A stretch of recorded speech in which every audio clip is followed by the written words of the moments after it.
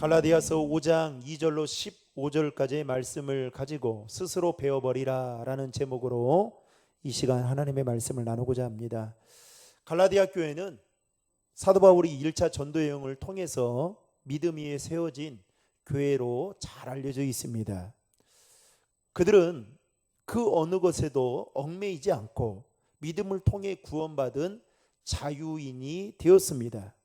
아니, 더 자세히 말하면 그들은 율법의 지배로부터 이제 해방된 자유인이 된 것이죠. 이렇게 자유함을 얻은 갈라디아 교회와 성도들에게 문제가 생겼습니다. 유대주의자들이 조용히 교회 안에 침투해서 구원을 받기 위해서는 믿음만으로는 부족하고 할례를 받고 율법을 지켜야만 된다라는 그럴싸한 내용으로 갈라디아 교회의 성도들을 흔들기 시작했습니다. 그러자 갈라디아 교인들 중에 그 가르침에 넘어가는 자들이 속출하기 시작했습니다. 이러한 모습을 보고 바울은 갈라디아 교인들에게 그리스도께서 너희를 자유롭게 하려고 자유를 주셨는데 지금 너희들이 하는 행동은 다시 죄의 종노릇 하는 것이며 또 종의 멍에를 매는 처사와 같은 것이기 때문에 너희는 굳건히 서서 종의 멍에를 매지 말라라고 권면을 합니다. 그 말씀이 갈라디아서 5장 1절의 말씀인데요. 1절의 말씀을 화면을 보고 같이 읽겠습니다. 그리스도께서 우리를 자유롭게 하려고 자유를 주셨으니 그러므로 굳건하게 서서 다시는 종의 멍에를 매지 말라. 쉽게 말하면 유대주의자들이 너희들에게 전하는 그 그럴싸한 그 거짓 복음은 복음에 따라서 너희가 할례를 받고 율법을 지키는 것, 이것은 또다시 종의 멍에를 매는 것이다 라고 말하고 있는 것입니다. 당시 율법은 유대인들의 조상들이 매던 멍에로 율법의 멍에를 매게 되면 성령의 지배 아래 살지 못하게 되었습니다. 아니, 율법과 죄의 굴레 아래 매어 살기 때문에 바울은 갈라디아 교인들이 율법의 종이라는 굴레에서 정말 간절히 벗어나기를 원하고 바라는 마음으로 1절의 말씀을 했던 것입니다. 아마도 갈라디아 교인들도 할례를 받은 것이 자신들에게 영적인 유익이 된다라고 생각을 했기 때문에, 손해가 아니라 영적인 유익이 된다라고 생각을 했기 때문에 그들이 그렇게 받으려고 분명히 했을 것입니다. 그런데 여러분, 거기에는 함정이 있었던 것이죠. 그 할례는 그들에게 자유함을 주는 것이 아니라 그들의 삶을 더 속박하게 된 것입니다. 하나님이 주신 자유를 잃어버리게 되는 것이었죠. 또한 바울은 만약에 갈라디아 교인들이 율법의 행위인 할례를 받게 되면 그리스도께서 그들에게 유익을 주지 않으실 것이다 라고 덧붙여 말합니다. 여러분, 2절의 말씀을 다 함께 읽겠습니다. 보라, 나 바울은 너희에게 말하노니 너희가 만일 할례를 받으면 그리스도께서 너희에게 아무 유익이 없으리라. 그렇다면 할례를 주장하는 유대주의자들은 할례의 필요성에 대한 증거를 지금 무엇에 두고 이렇게 말하고 있는 걸까요? 그것은 바로 율법에 두고 있었습니다. 즉, 할례가 율법에 규정되어 있기 때문에 하나님을 믿는 자라면 반드시 할례를 받아야 된다라고 유대주의자들은 갈라디아 교회의 성도들에게 지금 주장을 했던 것입니다. 여러분, 이단들의 특징이 있어요. 오늘날 한국교회 이단들의 특징이 뭔지 아십니까? 철저하게 율법주의입니다. 우리는 너무 리버럴하게 살잖아요. 좀 죄송합니다만 말씀과 상관없는 삶을 우리는 너무 많이 살잖아요. 그런데 이단들은요, 여러분 잘 보십시오. 이단들 그렇지 않습니다. 어찌 보면 부끄러울 정도로 이 말씀의 근거에서 살아가려고 엄청나게 노력합니다. 그런데 거기에는 함정들이 있는 거죠. 왜 그럴까요? 그렇게 살지 못하면 자기는 구원받지 못한다라고 생각을 하기 때문에 그렇습니다. 그래서 심지어는 여러분 자기 재산까지 다 드리면서까지 여러분 그렇게 하는 이유가 무엇 때문입니까? 철저하게 율법에 기초를 두고 있기 때문에 그렇습니다.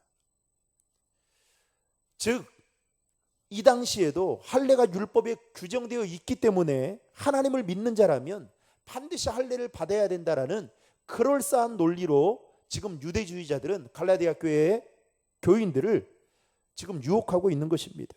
그래서 갈라디아 교인들 중에 이들의 말이 맞다라고 생각해서 할례를 받는 사람들이 생겨나기 시작했던 것입니다. 또 바울은 할례도 율법의 의무이므로 만약 너희가 할례를 받으면 율법에서 말하는 613가지가 되는 그 모든 계명을 마땅히 지켜야 된다라는 그 의무를 너희들도 가진 자라고 덧붙여 말을 하는데요. 3절의 말씀을 다 함께 읽겠습니다. 내가 할례를 받는 각 사람에게 다시 증언하노니 그는 율법 전체를 행할 의무를 가진 자라.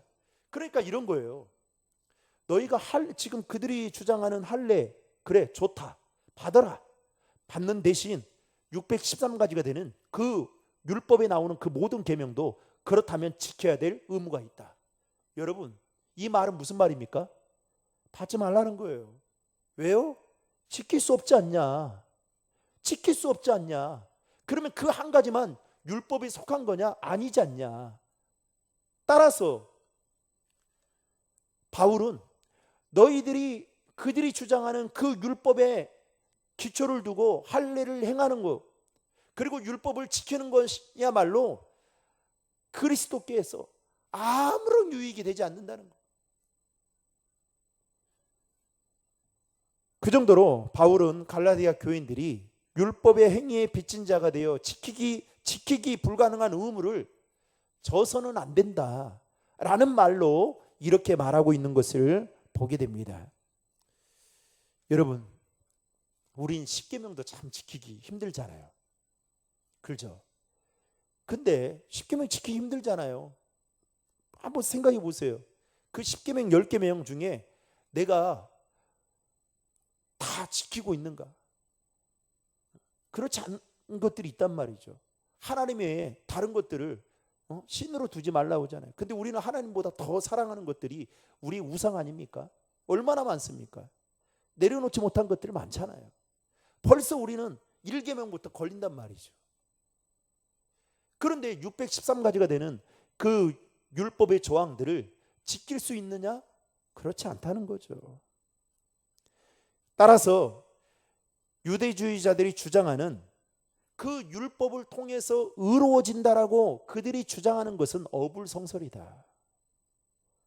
이것은 곧 예수 그리스도를 구주로 믿는 신앙의 관점에서 볼 때 완전히 복음에서 빗나간 일이다라는 것을 바울은 갈라디아 교인들에게 지금 말을 하고 있는 것입니다.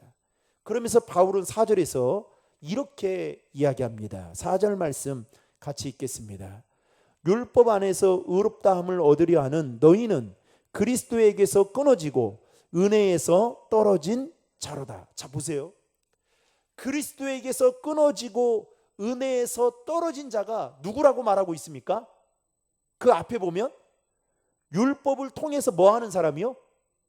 의롭다라고 여기는 사람들이다라고 이야기하고 있는 거예요. 그러니까 우리가 잘 알고 있듯이 죄인인 우리가 의로워진 것은 여러분 우리의 행위로 의로워졌습니까? 아니죠. 유기성 목사님이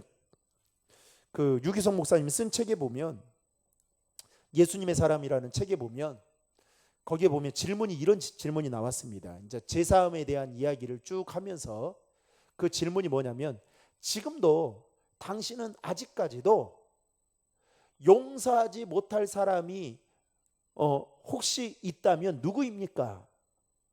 그 질문이 있어요. 그러니까 우리 청년들이 막 쓰더라고요. 저도 예전에는 이 질문의 핵심을 모를 때에는 막 썼어요. 신창원 뭐 이렇게 예전에 막 이렇게 썼단 말이죠.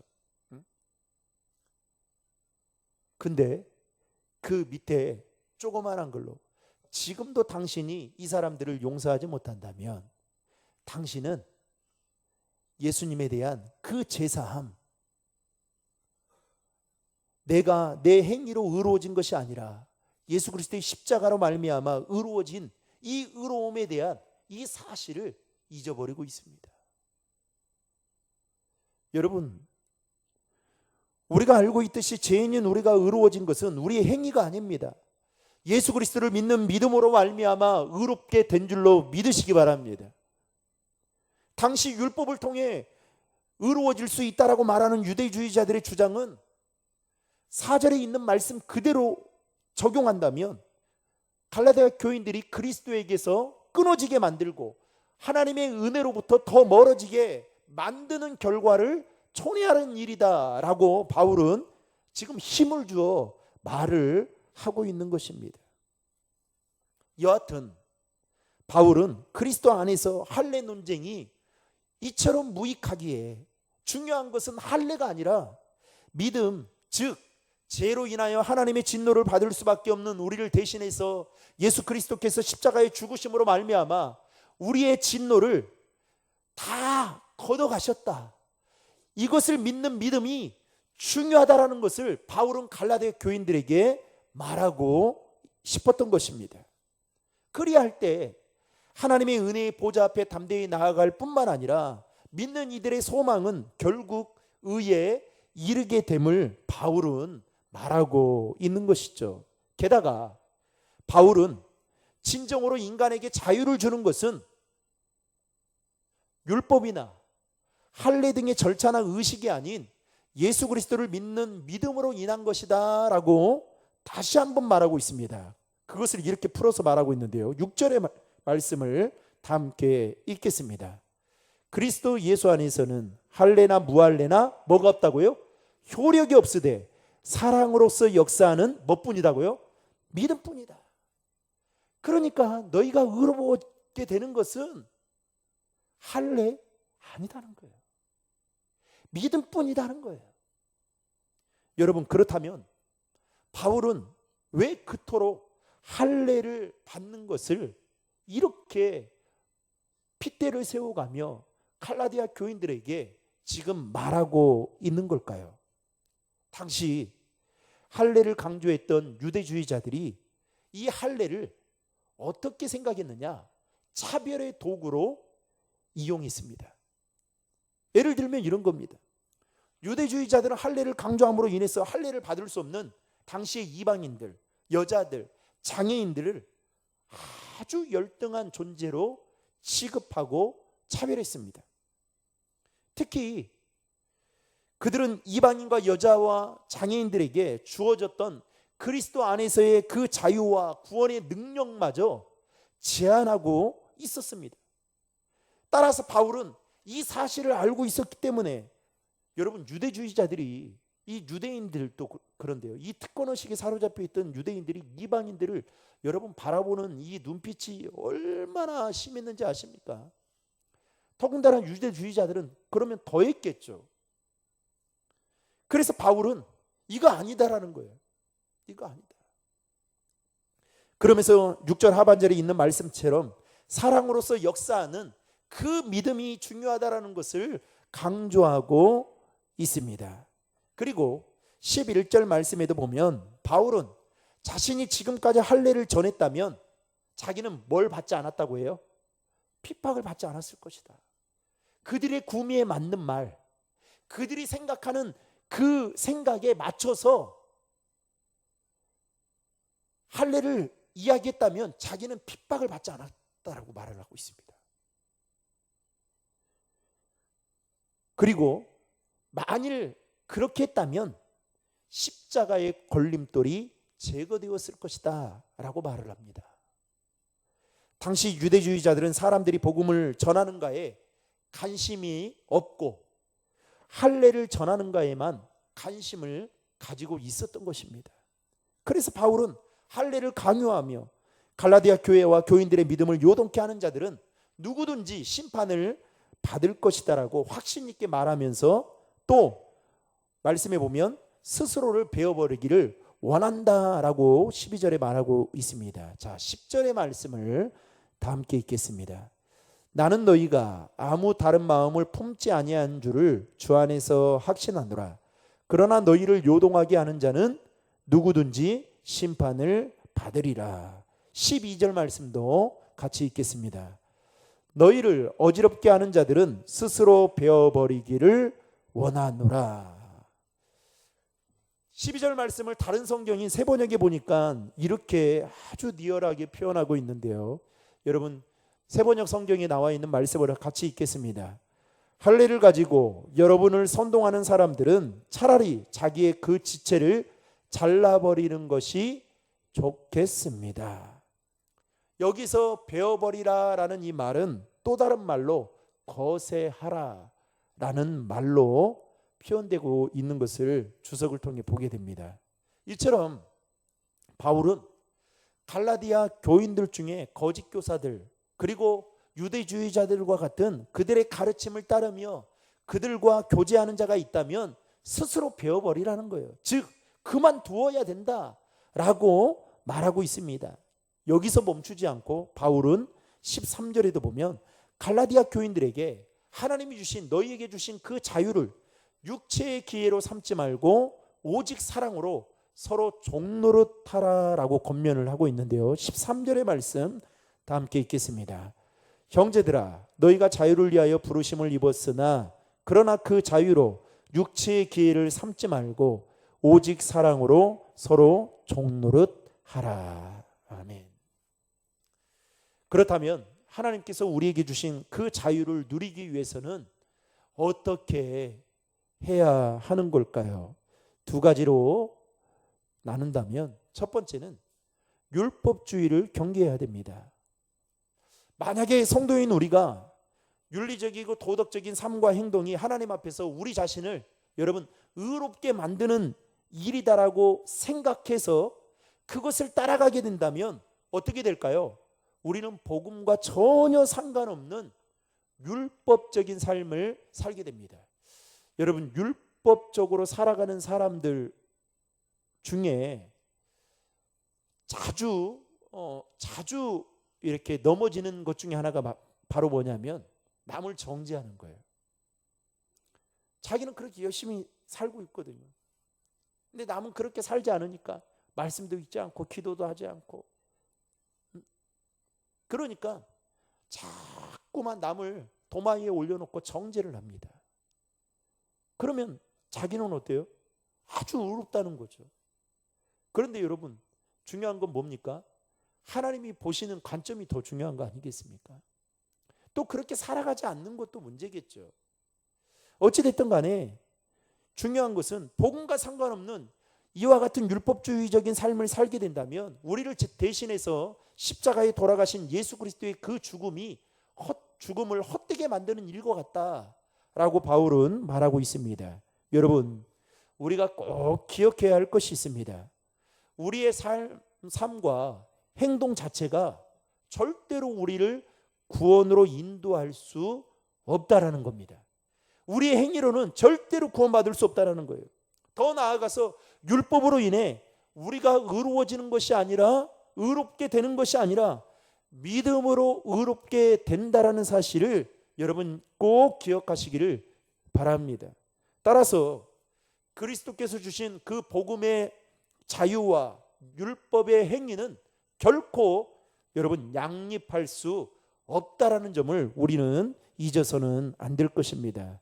사랑하는 성도 여러분, 우리는 율법을 벗어나 그리스도께서 주신 자유를 가진 자들이고 또 우리가 그동안 갈라디아서 말씀을 통해 보았듯이 하나님의 나라를 유업으로 받은 자들입니다. 따라서 우리가 그 은혜에 감사해서 믿음으로 살아가는 것이 당연한 것이다라고 생각해야 되지, 마치 내가 열심히 어떻게 의롭게 도덕적으로 윤리적으로 더 산다고 해서 우리가 의로워지거나 아니면 더 큰 상급을 받는 것은 절대 아니다는 사실을 기억하시고, 바라건대 저와 여러분들이 율법에 얽매여 하나님이 주신 그 자유를 놓치고 살아가는 자가 아닌 복음을 붙들고 그 복음을 통하여 하나님이 주신 참된 자유를 누리며 살아가는 저와 여러분 될 수 있기를 주님의 이름으로 축원합니다. 마지막으로 하나님이 우리에게 주신 자유를 누리기 위해서는 은혜를 사모해야 한다는 것입니다. 오늘 본문 4절 말씀에 보면 율법의 행위를 의지하는 결과 어떻게 말하고 있습니까? 바울은 그리스도에게서 끊어지고 하나님의 은혜에서 멀어지고 또 하나님의 정죄의 대상이 된다라고 말하고 있습니다. 반면에 은혜는 예수 그리스도를 통해 성령을 받고 성령 안에서 영원한 소망을 갖게 함을 말하고 있죠. 또한 그 믿음과 소망을 우리의 삶에서 사랑으로 나타내려고 해야 한다라는 것입니다. 따라서 은혜는 여러분 종교적인 생활에서 얽매이지 않고 하나님이 기뻐하시는 신앙생활을 하기 위해서 우리의 행동을 어디에 초점을 맞춰 살게 하느냐? 오늘 14절에 있는 말씀처럼 하나님 사랑과 이웃 사랑에 초점을 맞추어 살아가도록 하는 것이 바로 은혜이다라는 것입니다. 따라서 우리는 하나님의 은혜를 사모해야 되고 또 그 하나님의 은혜가 우리 안에 고갈되지 않도록 하나님과의 더 영적으로 친밀한 관계를 가져야만 된다라는 것입니다. 많은 가수원을 하신 분들은 아시겠지만 많은 그 과실수가 열매를 맺기 위해서는 반드시 뭘 해야 됩니까? 가지치기를 작업을 해야 됩니다. 만약에 가지치기를 하지 않는다면 어떻게 해요? 많은 열매를 얻을 수도 없을 뿐만 아니라 거기에는 오히려 무상한 가지와 벌레들만 모여들게 되어서 한 해 농사를 다 버리게 되는 것과 같은 것이죠. 마찬가지예요. 저와 여러분이 그리스도 안에서 끊어지지 않고 하나님의 은혜 안에 거하기 위해서는 우리가 은혜 받는 데 걸림돌이 되는 것들이 있을 거예요. 그것들을 오늘 사도 바울은 뭐예요? 스스로 배워버려라. 우리 안에 그 가지치기들을 여러분들이 하셔야 돼요. 그래야 여러분 은혜를 받을 수 있는 거예요. 어떤 분은 그러더라고요. 막 신방을 가면 본인이 막 이렇게 분주하게 바쁘게 살아왔다라는 말들을 가끔씩 하실 때가 있어요. 근데 곰곰이 이야기를 듣고 생각해 보면 왜 이 이야기를 하지? 이 말의 목적이 의미가 뭐지? 이렇게 쭉 생각해 보면 간혹 어떤 분은 자신이 이렇게 분주하게 사는 것이 나 이런 사람이다. 이 정도로 잘 나가는 사람이다. 라는 그 모양새를 비출 때가 있습니다. 그런데 여러분, 은혜 받는 데 있어서 분주함은 정말 엄청난 걸림돌입니다. 여러분, 기도만 놓고 한번 볼까요? 기도하는 데 있어서 내 삶이 분주해지면 기도의 시간을 빼앗깁니다. 그리고 기도의 자리에 나와도 자꾸만 분주한 생각을 하게 되면 잡생각 때문에 혼미해집니다. 기도를 해도 중언부언되고 깊은 그 영적인 세계로 못 들어가요. 그냥 수박 겉핥기식으로 늘 피상적인 기도. 그냥 우리가 늘 이렇게 좀 죄송합니다. 왁구짜에 있는 것처럼 늘 그렇게만 기도하다가 끝을 냅니다. 그런데 여러분, 우리 안에 그래서 우리가 꼭 기도해야 될 것은 하나님, 내 삶에 하나님과의 관계에 있어서 또 은혜 받는데 걸림돌이 되는 것들이 있다면 하나님 깨닫게 해주십시오. 그리고 그것들을 내 힘으로 가지칠 수 있게 해주십시오. 여러분 기도하셔야 돼요. 그거 하지 못하면 여러분 내 스스로 그것을 배워버리는 결단과 확고한 의지가 없으면 절대로 하나님의 은혜 안에 풍성하게 거할 수 없습니다. 오늘 아마 이 시간에도 우리 장로님들, 우리 권사님들이, 또 우리 집사님들이 이 자리에 나온 것도 그냥 나온 게 아니단 말이죠. 엄청나게 생각하고 또 마음을 여기에 두었기 때문에 나올 수 있는 거 아니겠습니까? 참 신기한 것은요, 사단은 갑자기 하루 동안 갑자기 여유가 있었는데 예배드리는 시간, 기도하는 시간, 말씀 보는 시간에 갑자기 안 오던 전화가 오게 되고요. 또 어떻게 해요? 갑자기 이 일을 만들기도 하고요. 근데 그때 영적인 사람은 어떻게 하는지 아세요? 바로 그걸 캐치해요. 그래서 그보다 더 중요한 우선순위를 찾고 주님 앞에 나아갑니다. 그래서 오늘 사도 바울은 뭐라고 이야기하느냐? 너희들을 그리스도의 관계에 있어서 끊어지게 만들고 은혜를 받지 못하게 하는 것들 있다면 스스로 배워버리라는 거예요. 누가 해줄 수 있는 게 아니다는 거예요. 스스로.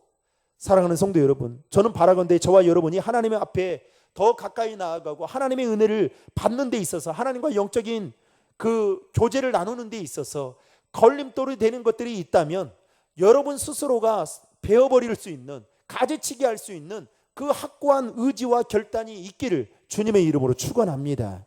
말씀을 맺고자 합니다. 사랑하는 성도 여러분, 누가 뭐라 해도 저와 여러분은 예수 그리스도를 믿는 그 믿음으로 하나님의 자녀가 되었고 하나님의 나라를 상속받는, 유업으로 받는 자가 되었습니다.